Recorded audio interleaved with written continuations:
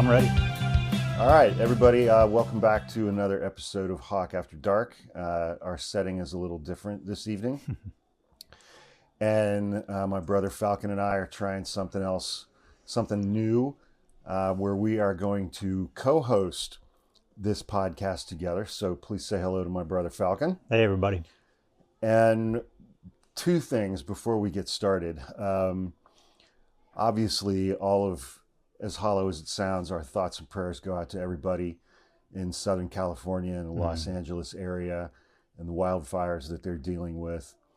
Yeah, it's unbelievable. I mean, we've got friends and family down there that, have had to evacuate and things like this. And still some people were trying to figure out if their homes are still standing and things like that. But it's a horrific situation. We hope the wind clears up soon so that firefighters can get on top of that stuff. Second, we're not sure if you guys can hear any background noise. Right next door to me is an apartment where 4 young women in their mid-20s live, and they're having quite the party this evening. It's a rager. There's lots of singing and dancing going on, so if you hear anything like that in the background, that's what that is. They're doing some serious karaoke over there. That may be. But, my attitudes, it's like I was telling Falcon a few minutes ago, it's like, look, they're in their mid-20s, let them have their fun. Yeah. Their hopes and dreams have not yet been crushed. Just let them live their lives, man. They don't know everything's terrible. And yeah, it's not that loud. And they're having fun, man. So let them have their fun, because everything else is a dystopian hellscape. So let the kids have their fun. To be 20 and ignorant again. Boy. Beautiful thing. Yeah. To just be able to do that. To just be carefree and have fun. I don't even remember what that's like. So, Falcon, how you doing, man? Oh, that's a good question. Yeah. I had a serious dysregulating experience today. Had a neighbor just come at me because they don't like where I parked my van on the street, and they apparently think they own the street, even though it's a public street. And it was ugly. Yeah. So that was very dysregulating, but I set a very firm, hard boundary. I feel like I'm still coming down off of that. I don't really know. I don't have those kinds of interactions very often, so it's very agitating and disruptive. Other than that, I'm doing pretty good. Spent the day working with numbers and business stuff. The day? So, the entire day. The month?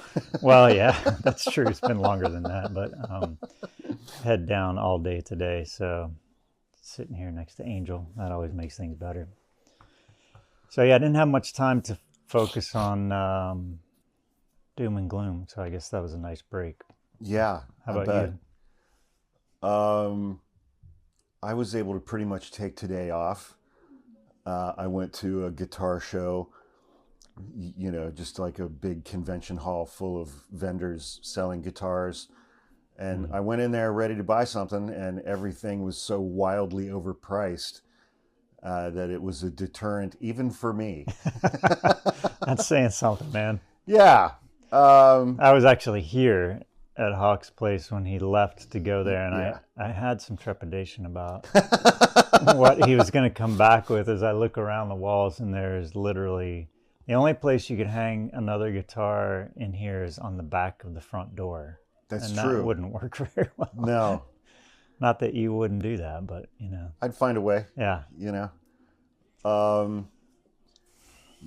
But I got recognized a few times when I was at that event, including by one vendor who I spoke with for a little bit, and he was very kind and let me hold a few very early 60s Fender Stratocasters and Telecasters that were priced, I think, between $25,000 and $60,000 a piece. Wow. So, Tellies? The tellies were a little bit cheaper, but there was one telly that was 55 grand. Wow. Yeah, that one was like in 1954 or something. It was I'm crazy. guessing not everybody was allowed to pick those up and No, play around with them. no, they were not. Wow. That's pretty cool. But I guess, from looking at the app from the last couple days, yesterday and today, after yesterday morning's Supreme Court oral arguments, is the TikTok ban. And one thing, we've had a couple of short conversations about it, but one thing I wanted to ask you is, what are your thoughts in a broad sense of what the impact will be if this app just disappears on the 19th, and if that happens because of our government that is supposed to be representing us and our interests? Yeah, that's a good question. Multifaceted question. My first initial thought was that it's going to be devastating, I think, for a lot of people.